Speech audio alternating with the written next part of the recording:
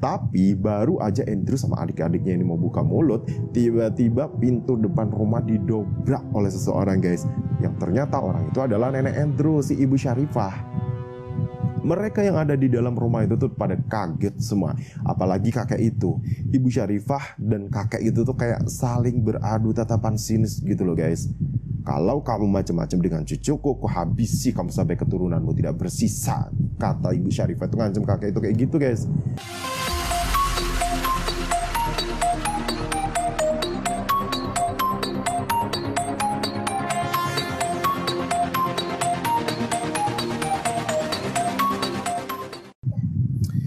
Assalamualaikum warahmatullahi wabarakatuh. Halo Sobat Hikayat, gimana kabarnya nih? Semoga kalian, kita semua baik-baik aja ya. Tapi kalau ternyata ada nih dari kalian yang lagi gak enak badan, buruan minum obat deh. Makan dan minum yang banyak, terus lanjut istirahat. Tapi jangan lupa ya, istirahatnya sambil mantengin kita di sini di channel Hikayat Kehidupan. Karena kita akan selalu update kabar-kabar terbaru atau sharing kisah-kisah unik inspiratif. Juga banyak kisah misteri yang pastinya bakal seru banget buat kalian simak. Kayak video hari ini nih, ada satu kisah misteri tentang seorang ibu rumah tangga yang tersesat di alam gaib waktu dia sama keluarganya itu lagi liburan di kampung halamannya.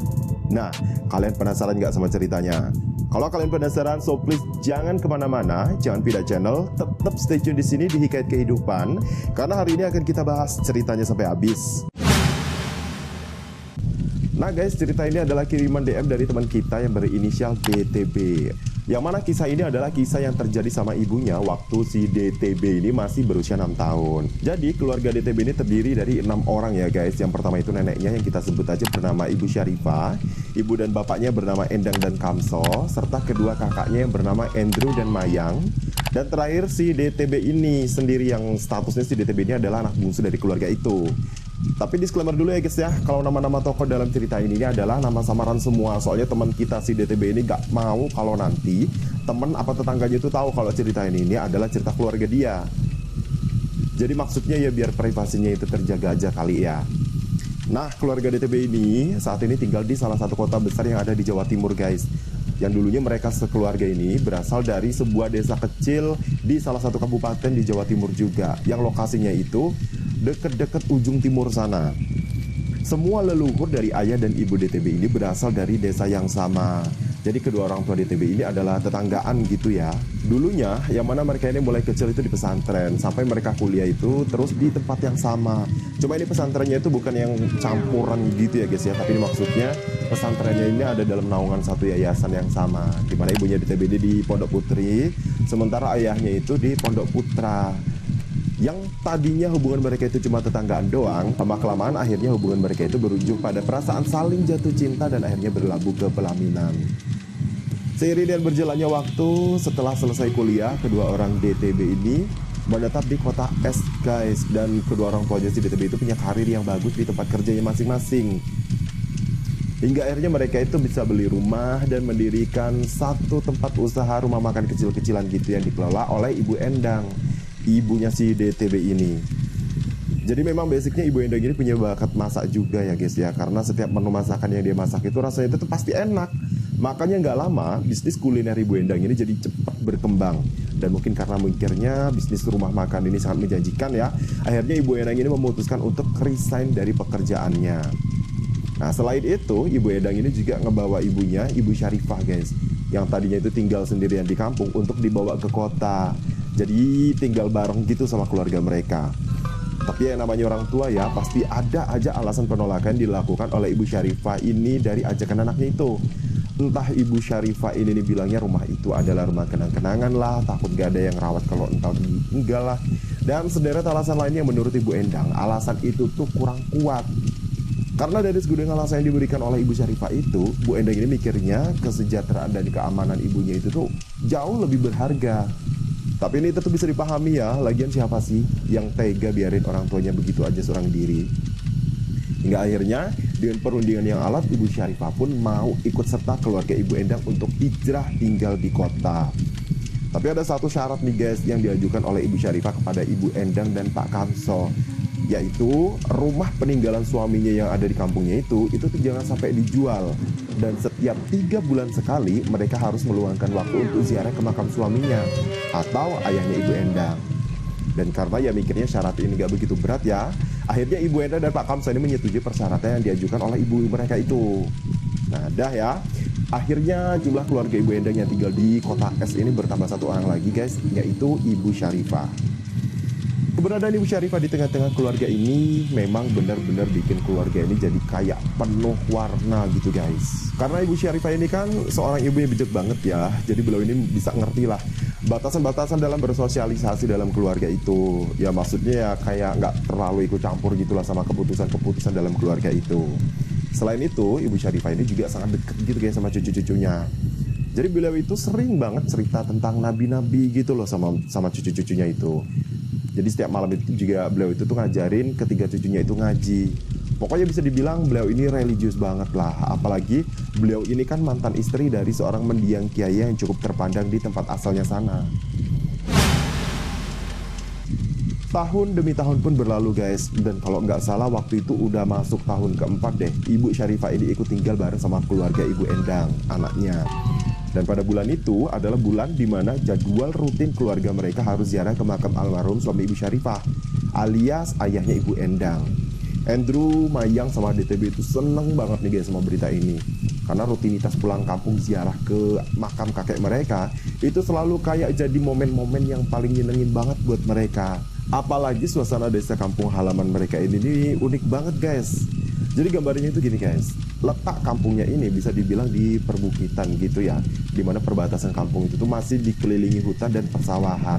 Tapi gak jauh dari situ ada pantainya loh, dan pantainya itu tuh indah banget. Tapi anehnya penduduk desa itu tuh gak ada yang kerjanya itu jadi kayak nelayan gitu guys. Mereka itu lebih menekuni usaha di bidang pertanian, kayak bercocok tanam sama berkebun gitulah. Jadi pantai lautan yang terbentang di sepanjang garis desa itu tuh kayak cuma tempat terbengkalai gitu loh. Bukan jadi tempat untuk mencari nafkah atau sekedar bersantai. Padahal di bibir pantai itu ada loh beberapa perahu yang dibiari terdampar begitu aja. Tapi ya perahunya ini udah gak berbentuk sih, jadi kayak berserakan di satu tempat. Udah kayak perahu rongsok yang udah lama banget gak dipakai. Yang artinya dulunya penduduk sekitar itu tuh pasti kerjanya melaut. Dan tiba-tiba aja gitu semuanya itu tuh pada ganti profesi. Ini kan aneh banget ya. Tapi nanti kalian bakal tahu penyebabnya guys. Nah, balik lagi nih ke keluarga Ibu Endang. Pagi itu Ibu Syarifah ini ngingetin Ibu Endang lagi kalau besok mereka itu udah waktunya ziarah alias pulang kampung. Nah, Ibu Endang yang emang udah tahu jadwalnya, yang bilang dong ke ibunya bahwa dia itu tuh udah tahu kalau besok itu tuh mereka udah waktunya ziarah. Soalnya kan ya memang ditandain juga ya di kalendernya. Apalagi beberapa hari sebelumnya Ibu Syarifah itu tuh ngingetin terus. Sampai-sampai Ibu Endang ini sempat heran loh, dan bilang ke suaminya tentang sikap ibunya yang menurut dia itu tuh gak kayak biasa-biasanya guys. Nah, keesokan paginya selepas sholat subuh, keluarga Bu Endang ini udah siap-siap di dalam mobilnya untuk OTW ziarah gitu ke kampung halamannya guys. Perjalanannya sih sebenarnya nggak lama ya guys, dari pusat kota, paling sekitar 4 jaman gitulah. Cuma karena atas permintaan Ibu Syarifah, akhirnya mereka itu habis subuh langsung cus berangkat. Padahal biasanya jam 9 apa jam 10 gitu baru berangkat. Teman kita si DTB ini aja masih tidur katanya waktu itu guys. Jadi digendong gitu sama Ibu Endang. Sampai dia itu kebangun pas udah di jalan itu tuh bingung mau pada kemana, pagi-pagi udah ada di dalam mobil. Sekitar jam 9 pagian, mobil yang dikendarai sama Pak Kamsa ini udah masuk ke jalan desa guys. Waktu itu banyak tetangga desa yang lagi pada nyapu-nyapu tuh ngobrol-ngobrol gitu loh di halaman. Nah itu tuh pada nyapa keluarga Ibu Endang. Jadi istilahnya mereka ini memang beneran keluarga terpandang ya di sana. Maksudnya ya marwah mendiang kakeknya si DTB ini ternyata masih mengakar kuat gitu loh. Apalagi Ibu Syarifah juga kan masih hidup ya. Jadi kayak mereka itu tuh bener-bener masih takzim gitu sama keluarga itu. Nggak lama dari setelah masuk ke jalan kampung itu, tibalah mereka di sebuah rumah yang kelihatannya itu tuh masih terawat gitu guys. Walaupun memang nampak ya kalau rumah itu tuh adalah rumah kosong. Rumah itu terdiri dari 2 lantai, dengan lantai satunya itu cuma diisi perabot besar aja kayak sofa, lemari, dipan, kasur gitulah. Sementara perabotan perintilan kayak pernak-pernik rumah itu tuh ditaruh di lantai 2. Di lantai 1 ini ada 2 kamar guys. Sementara di lantai 2 itu ada 1 kamar guys, dan 1 ruangan terbuka yang dipakai buat naruh barang-barang. Jadi ini bisa dibilang lantai 2 ini dijadiin gudang gitulah. Di sebelah bangunan rumah itu ada 1 bangunan kecil yang biasa dipakai buat sholat berjamaah dan tempat Pak Abdurrahman itu ngajar ngaji. Jadi mungkin kayak TPA gitu kali ya. Tapi bangunan itu udah terbengkalai guys, karena sejak kematian Pak Abdurrahman, tempat itu lambat laun udah nggak dipergunakan lagi. Di rumah inilah Ibu Endang dilahirkan dan dibesarkan sebagai anak sematawayang dari pasangan tokoh masyarakat Bapak Abdurrahman dan Ibu Syarifah. Nah, setibanya di rumah itu dengan dibantu beberapa tetangga sekitar, Pak Kamso itu langsung nurunin barang-barang dari dalam mobil dan yang ngebawa barang itu masuk ke dalam rumah. Tapi ini nggak kayak biasanya ya guys ya, Bu Syarifah yang biasanya itu tuh rajin banget basa-basi sama tetangga. Hari itu tuh malah kayak langsung masuk ke dalam kamarnya guys. Nah, waktu itu Pak Kamso sama Bu Endang ini tuh pandang-pandangan gitu ya, kayak heran gitu sama kelakuan Ibu Syarifah yang nggak kayak biasanya. Tapi ya, akhirnya mereka itu cuek aja sih dan langsung lanjut beberes. Andrew, Mayang sama DTB waktu itu langsung main sama anak tetangga yang dari tadi itu udah ngikutin mereka. Ya namanya juga anak kecil ya, jadi mereka itu ya taunya cuma main aja. Nggak terasa waktu udah menunjukkan pukul 3 siang guys. Bu Endang sama Pak Kamso itu baru sadar kalau anak-anak mereka itu masih main dan belum pulang. Jadilah Bu Endang sama Pak Kamso ini nyari ke rumah-rumah tetangga. Kali aja anak-anak mereka itu tuh masih ada di sana. Tapi setelah cukup lama nyari, ternyata anak-anak mereka itu tuh nggak ada di sana guys. Cuma waktu itu ada 1 nih anak tetangga yang tadi itu tuh sempat main sama anak-anak Bu Endang. Itu tuh bilang kalau setelah itu, maksudnya setelah mereka main-main, si Andrew, Mayang, dan DTB itu tuh diajak sama seorang kakek-kakek yang ngakunya sih katanya kakeknya mereka. Dan mereka itu tuh jalan ke arah selatan, yang mana arah itu adalah arah dimana letak desa yang berbatasan dengan pantai berada. Nah, Ibu Endang sama Pak Kamso ini kaget banget guys denger cerita anak itu. Soalnya mereka ini kan udah nggak punya sanak saudara lagi di desa itu ya. Ya khawatirnya kalau anak mereka itu tuh diculik gitu kan serem banget.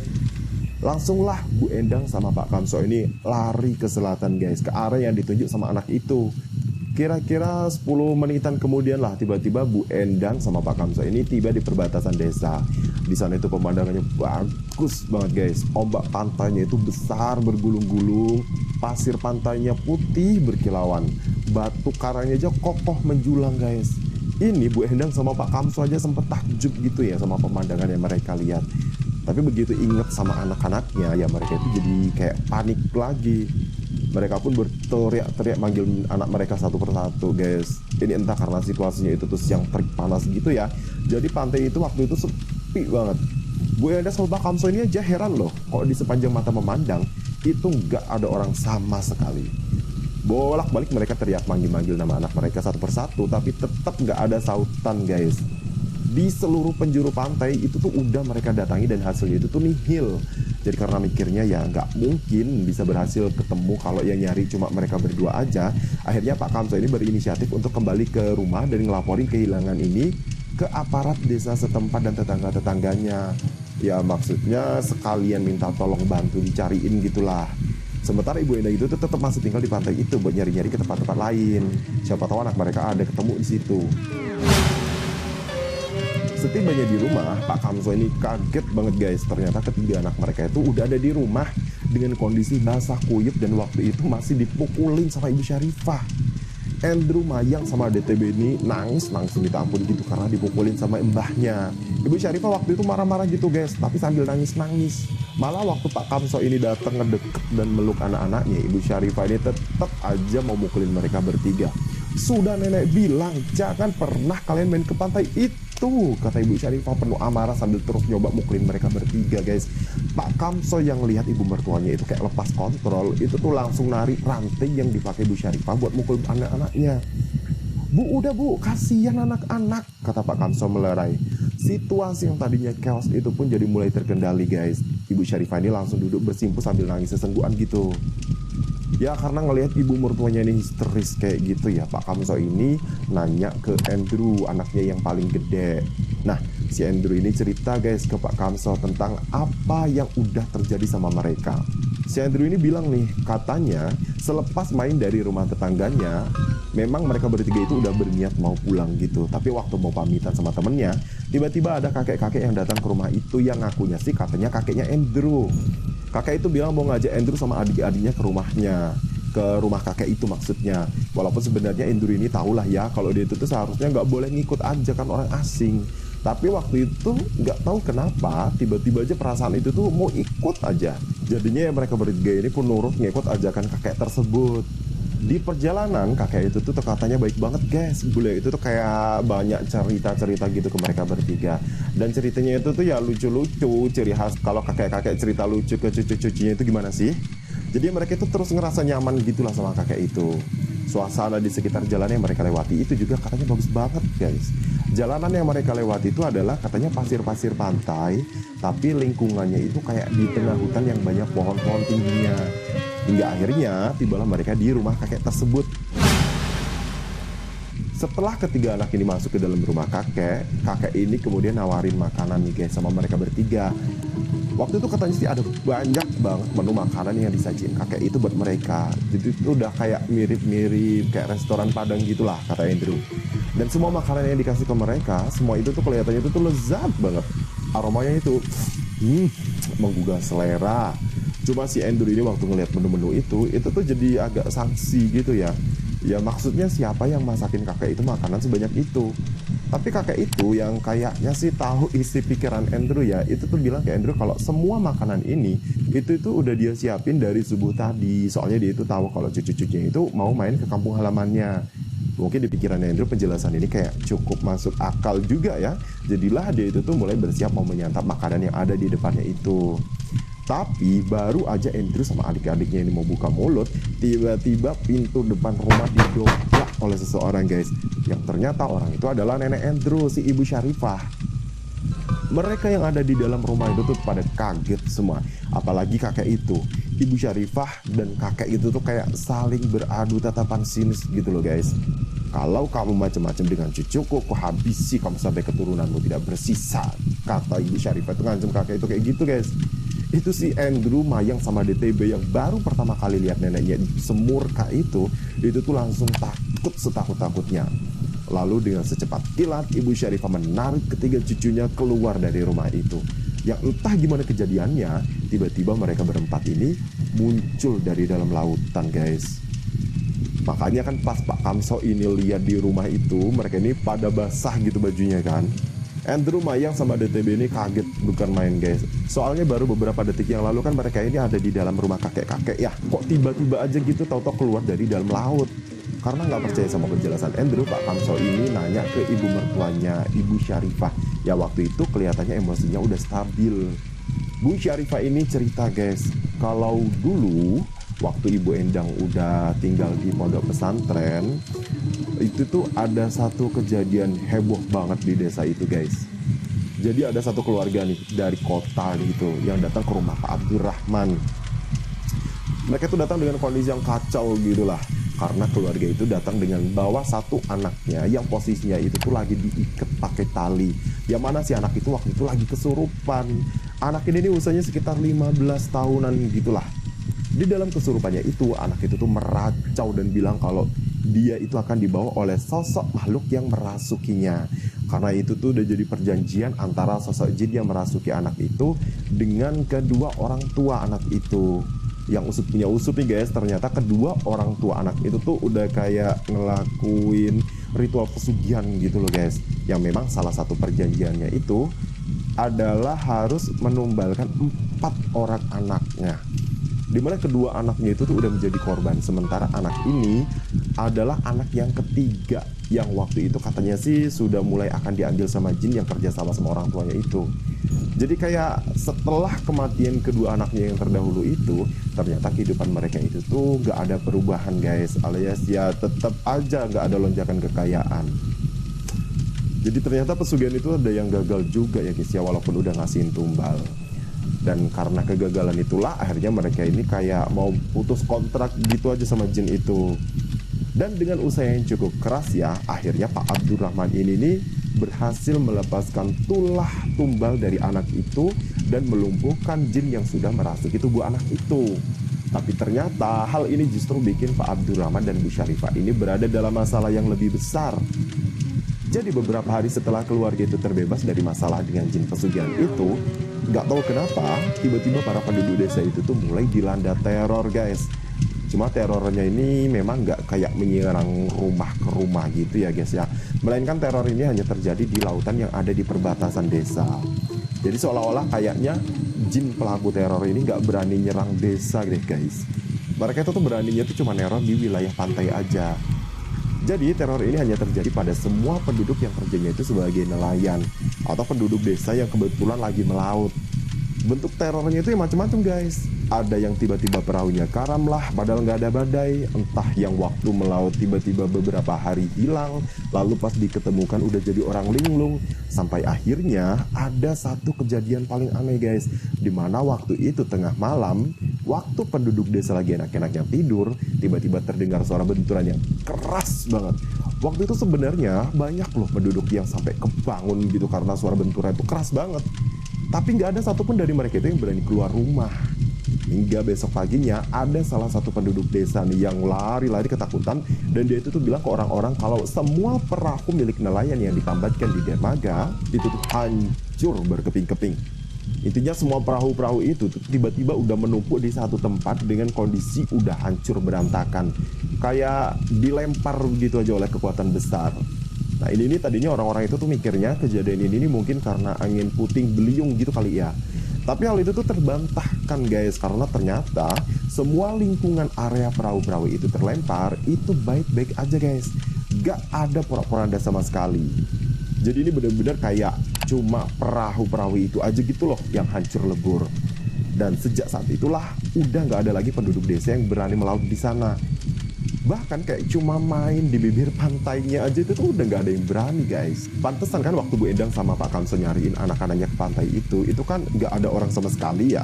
Dan menurut cerita Ibu Syarifah lagi nih guys ya, ternyata memang kejadian perahu terbanting malam itu tuh memang beneran ada hubungan dengan suaminya guys, atau Bapak Abdurrahman. Kata Bu Syarifah nih, waktu itu suaminya itu kayak udah mulai nggak tahan gitu ya sama segala bentuk teror yang dilakukan oleh jin penguasa pantai itu. Akhirnya malam itu Pak Abdurrahman itu melakukan kayak semacam ritual gitu buat manggil jin-jin yang udah bikin teror. Tujuannya ya awalnya sih katanya buat kayak semacam diskusi atau berargumentasi gitulah sama mereka. Maksudnya ya Pak Abdurrahman ini cuma pengen tahu gitu motivasinya itu tuh apa gitu, kok mereka itu selalu bikin teror kayak gitu.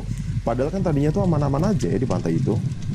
Nah, uniknya lagi nih guys ya, waktu Pak Abdurrahman melakukan ritual ini nih fisik Pak Abdurrahman ini nih masih di dalam kamarnya loh. Jadi yang ke pantai itu cuma ruhnya doang.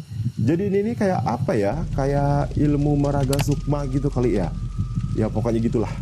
Dan karena kedatangan Pak Abdurrahman di pantai itu justru bikin suasana makin panas ya, akhirnya terjadilah pertempuran sengit antara Pak Abdurrahman dengan ratusan jin yang menguasai pantai itu. Jadi katanya amarah pemimpin jin itu tuh muncul karena Pak Abdurrahman ini udah bantu keluarga yang pernah bikin perjanjian pesugihan dengan mereka. Apalagi waktu itu Pak Abdurrahman ini sempat sampai bikin jin yang merasuki tubuh anak yang ditolong olehnya itu sampai babak belur. Dan mungkin kalau ibaratnya manusia itu tuh sampai kayak cacat permanen gitu kali ya. Jadi pemimpin jin itu tuh marah banget.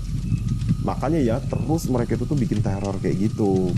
Jadi ternyata Pak Abdurrahman ini hebat juga ya guys ya, bisa ngadepin ratusan jin sendirian. Keren. Pertempuran sengit itu berlangsung sekitar setengah jam guys. Dan Pak Abdurrahman itu ternyata berhasil memukul mundur lebih dari separuh pasukan jin itu. Nah waktu itu pemimpin pasukan jin itu sempat bilang kalau dia akan membalas kekalahan ini dengan sebuah ancaman. Suatu saat dia akan mengambil anak keturunan Pak Abdurrahman untuk dijadiin budak mereka di kerajaan mereka. Setelah mengancam itu, gerombolan pasukan jin itu pun pergi meninggalkan area pertempuran. Tapi sebelum pergi, mereka itu sempat melempar puluhan perahu nelayan ke sebuah batu karang. Makanya kan malam itu tuh sempat terdengar kayak suara ledakan gitu ya, yang ternyata seperti itu kejadiannya. Jadi waktu itu Ibu Syarifah ini tahu ya guys ya, kalau suaminya malam itu melakukan ritual meraga sukma untuk bertemu dengan jin penunggu pantai itu, yang ternyata ya justru berakhir dengan pertempuran hebat. Tapi Pak Abdurrahman ini sama sekali nggak cerita tentang apapun yang barusan dialami guys. Dan Bu Syarifah itu juga kayaknya bisa memahami hal itu ya. Jadi Bu Syarifah ini nggak mau nanya apa-apa juga. Walaupun sebenarnya dia ini penasaran banget. Pokoknya baginya yang penting Sukma suaminya itu bisa balik lagi aja ke badannya itu udah bersyukur banget. Keesokan paginya, rumah Pak Abdurrahman ini banyak didatangin penduduk guys. Setelah mereka lihat perahu-perahu mereka itu tuh tiba-tiba kayak porak-poranda gitu. Karena mungkin mereka ini tahu ya, kalau kejadian ini udah kayak nggak bisa dinalar gitu. Yang hitungannya ya masuk ke ranah hal-hal gaib juga. Jadi mereka ini datengin lah Pak Abdurrahman buat minta pendapat. Malahan ini waktu itu kepala dusun desa itu juga ikutan loh dalam rombongan itu. Di dalam pertemuan itu Pak Abdurrahman ini nggak banyak ngomong guys. Beliau ini cuma bilang kalau sebaiknya para warga itu tuh udah nggak usah melaut lagi. Malah buat amannya mereka tuh udah nggak usah main-main lagi ke pantai itu. Tapi Pak Rahman ini nggak cerita ya kalau semalam dia itu tuh habis bertempur dengan ratusan jin penunggu pantai itu. Nah setelah itu semua warga desa jadi makin yakin nih kalau pantai itu memang berbahaya. Setelah bertahun-tahun dari kejadian itu, Pak Abdurrahman pun meninggal dunia guys. Tapi ini nggak ada kaitannya ya sama jin-jin itu. Jadi beliau itu meninggalnya ya karena sakit biasa aja. Mungkin ya udah umurnya juga kali ya. Tapi beberapa bulan sebelum kepergiannya, Pak Abdurrahman ini sempat cerita sama Ibu Syarifah guys tentang ancaman Raja Jin penunggu pantai itu yang katanya akan mau bawa anak keturunan mereka ke kerajaan jin untuk dijadiin budak. Nah pas awal dengar cerita itu sebenarnya Ibu Syarifah ini kayak yang nggak percaya gitu ya. Tapi ya berhubung yang ngomong ini adalah suaminya sendiri, yang mana Pak Abdurrahman ini kan bisa dibilang nggak pernah bohong gitu ya. Jadinya si Ibu Syarifah ini percaya aja sama omongan suaminya itu. Pak Abdurrahman pun meminta Bu Syarifah untuk mulai membekali dirinya dengan sebuah ilmu guys. Istilahnya itu kayak ilmu kanuragan gitu kali ya. Yang tujuannya ya buat menjaga anak keturunan mereka dari gangguan jin penunggu pantai itu. Dan sejak saat itu, mulailah Pak Abdurrahman ini sedikit demi sedikit menurunkan ilmu yang beliau miliki kepada istrinya, Ibu Syarifah. Dan mungkin karena memang Bu Syarifah ini punya bakat ya, jadi ya nggak lama kok Ibu Syarifah ini bisa menguasai setidaknya hampir separuh ilmu yang dikuasai oleh Pak Abdurrahman. Tapi sayangnya sebelum Bu Syarifah menguasai semua ilmu itu, Pak Abdurrahman ini udah keburu meninggal dunia. Ya jadi begitulah cerita lengkap dari Ibu Syarifah ini ke menantunya yang bernama Kamso itu guys.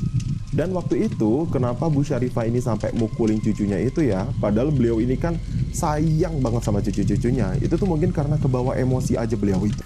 Ya kadang kita juga kan pernah kayak gitu ya. Waktu kita khawatir banget sama seseorang itu tuh kita justru kayak marah-marah gitu sampai mukul ke orang itu. Dan setelah cerita gitu, Bu Syarifah ini nanya ke Pak Kamso di mana keberadaan Bu Endang. Dan waktu ditanya itu, Pak Kamso ini baru inget guys kalau Bu Endang itu masih nunggu di pantai itu. Begitu tahu hal ini, Bu Syarifah itu tuh langsung histeris guys dan langsung lari ke arah pantai.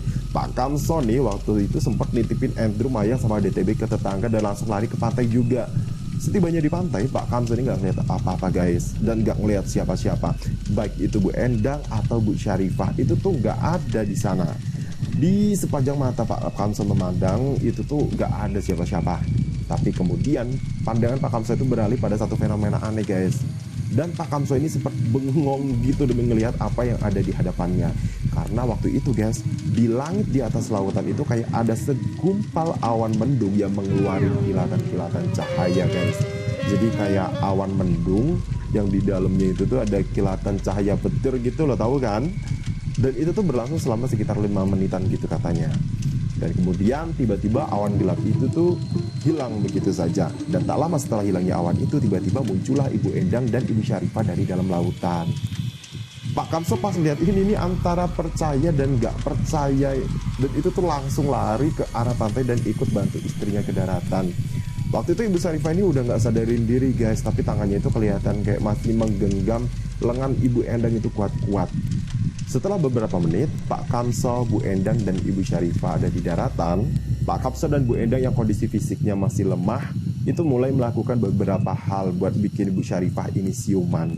Dan gak lama dari itu, Bu Syarifah pun mulai siuman dari pingsannya guys. Dan beliau itu langsung nyari-nyari di mana Ibu Endang berada. Ya waktu itu kebetulan ada di depan dia. Langsunglah kedua anak ibu ini berpelukan guys dan nangis sejadi-jadinya.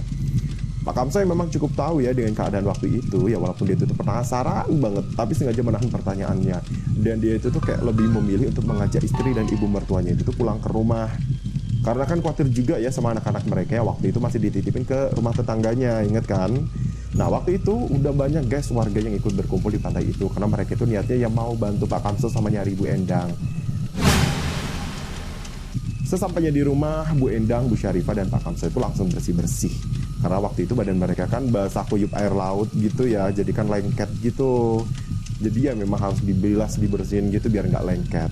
Sementara si Andrew, Mayang, sama DTB itu tuh udah bersih rapi guys. Kayaknya sih dimandiin sama tetangganya yang dititipin mereka itu deh. Waktu itu di luar tetangga-tetangga mereka itu tuh udah banyak yang pada ngumpul di situ guys. Pada penasaran kali ya. Cuma waktu itu keluarga Ibu Syarifah ini nggak banyak cerita sih ke warga gitu. Cuma ya Ibu Syarifah ini bilang aja kalau warga itu tuh jangan sampai main-main ke pantai itu lagi. Jadi anjuran dari suaminya itu tuh harus tetap ditaati karena ya meskipun setelah sekian tahun ternyata pantai itu masih belum aman juga. Beberapa hari setelahnya, keluarga Ibu Syarifah pun mulai persiapan balik ke kota guys. Waktu itu Bu Syarifah ini pamitan sama para tetangga. Bu Syarifah ini sempat bilang sama tetangga-tetangganya ya, kalau rumah peninggalan suaminya itu tuh mau dijual. Atau kalau ada guru ngaji yang mau meneruskan TPA-nya, itu tuh boleh menempatin rumah itu tuh gratis, nggak perlu nyewa. Nah pas denger kalau rumahnya itu mau dijual, tetangga-tetangganya itu tuh pada kaget ya. Padahal kan rumah itu kan satu-satunya peninggalan Pak Abdurrahman ya, yang mana kan pasti ada banyak banget kenangan Bu Syarifah sama Pak Abdurrahman yang ada di rumah itu. Tapi waktu ditanyain itu, Bu Syarifah ini bilang kalau beliau itu kayaknya udah nggak bakal balik lagi deh ke desa itu. Jadi ini jatuhnya seolah-olah perpisahan itu tuh kayak perpisahan terakhir gitu kali ya. Jadi para tetangga yang diajak pamitan itu sampai nangis-nangis gitu. Beberapa hari kemudian setelah mereka udah ada di rumahnya yang ada di kota es, Pak Kamso ini pun akhirnya bertanya nih sama istrinya si Ibu Endang tentang apa yang istrinya dan ibu mertuanya itu alami waktu di pantai itu. Setelah beberapa kali bungkam, Bu Endang ini pun akhirnya cerita juga guys ke Pak Kamso. Dan Bu Endang ini sengaja diem gak mau cerita itu tuh karena Bu Endang ini masih trauma banget dengan kejadian yang beliau alami. Jadi kata Bu Endang, waktu Pak Kamso pergi ninggalin dia sendirian di pantai, tiba-tiba Bu Endang ini didatengin oleh seorang anak kecil. Yang anak itu tuh bilang katanya tahu di mana keberadaan ketiga anaknya itu. Dan tanpa menaruh rasa curiga sedikit pun, Bu Endang ini ngikutin kemana anak kecil itu berjalan. Salah satu jalan yang mereka lewati itu adalah gugusan batu karang terjal yang ada sekitar 20 meteran gitu dari Bu Endang berdiri waktu itu. Waktu jalan ke arah gugusan batu karang itu, Bu Endang ini sempat mikir nih, mungkin ketiga anaknya itu tuh main di sana.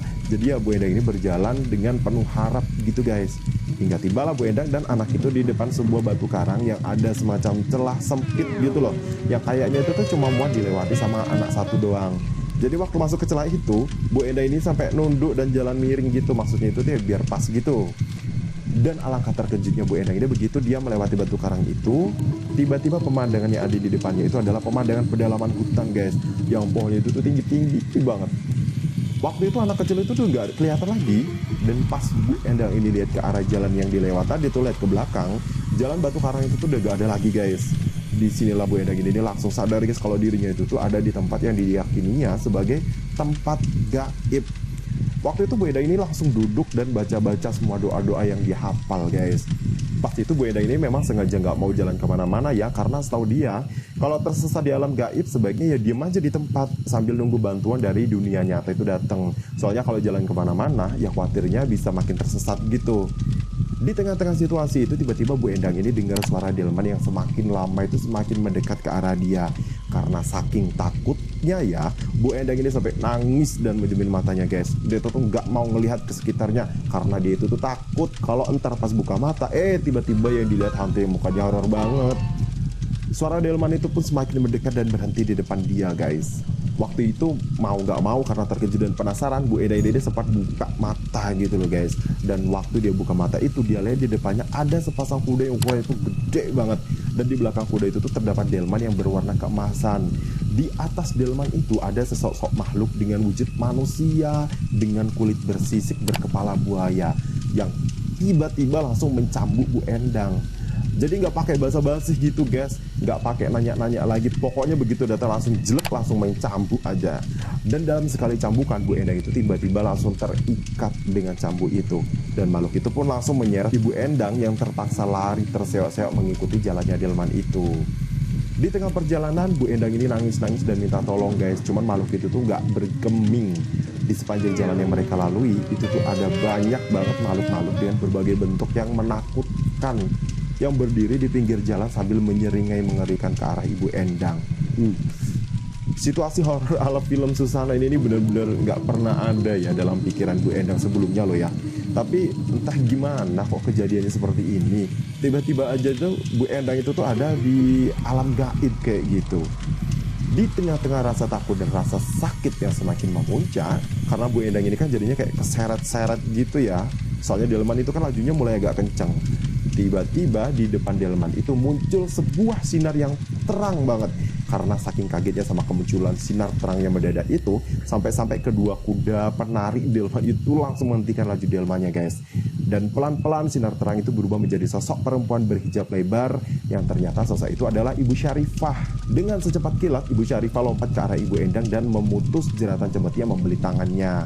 Bu Syarifah pun langsung menarik lengan anaknya itu dan membawanya lari secepat kilat. Sementara itu di belakangnya ada banyak banget sosok-sosok bayangan yang mengejar mereka dengan kecepatan yang jauh lebih cepat dari kecepatan lari Ibu Syarifah dan Ibu Endang. Hingga ketika rombongan bayangan itu semakin mendekat ke arah Ibu Syarifah dan Ibu Endang, tiba-tiba muncul selembar kain putih yang menghalau bayangan yang mengejar mereka itu. Semua bayangan itu kayak terbungkus gitu sama kain putih itu guys. Dan sepersekian detik kemudian, kain itu menggulung bayangan-bayangan hitam itu dan meluluhlantakkan mereka. Bu Syarifah itu tuh berulang kali merapal doa-doa yang dia sudah kuasai guys. Sementara Bu Endang ini cuma bisa nangis sambil terus berlarian ngikutin tarikan tangan ibunya itu. Gak lama dari itu tiba-tiba muncul kayak semacam portal gitu loh di depan mereka. Dan Ibu Syarifah itu tuh sambil narik tangan anaknya itu tuh langsung melesat masuk ke dalam portal itu. Setelah keluar dari portal ajaib itu, mendadak anak dan ibu ini merasakan nafasnya tercekat. Karena entah gimana kejadiannya, tiba-tiba aja lingkungan mereka itu berubah menjadi perairan. Dan saat itulah Ibu Endang ini melihat samar-samar ada suaminya di seberang pantai sedang berlari-lari ke arah dia. Jadi itulah guys kejadian yang Ibu Endang alami waktu itu katanya.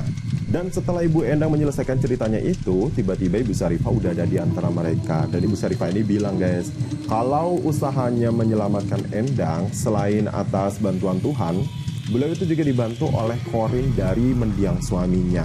Sejak kejadian itu Bu Syarifah ini menyadari ya kalau ternyata kekuatan yang dia miliki itu masih sangat jauh jika dibandingkan dengan ilmu yang dimiliki suaminya. Jadi beliau itu ngerasa khawatir gitu kalau nantinya kalau amit-amit sampai ada kejadian kayak gini lagi, beliau itu nggak bisa nyelamatin anak keturunannya lagi. Jadi agar semuanya diyakini aman, terjamin gitu keselamatannya dari gangguan jejar penunggu pantai itu, jadinya Ibu Syarifah ini mikirnya yang mending dia tutup semua kesempatan-kesempatan yang membuat keluarga dan keturunannya mereka itu sampai ke pantai itu lagi.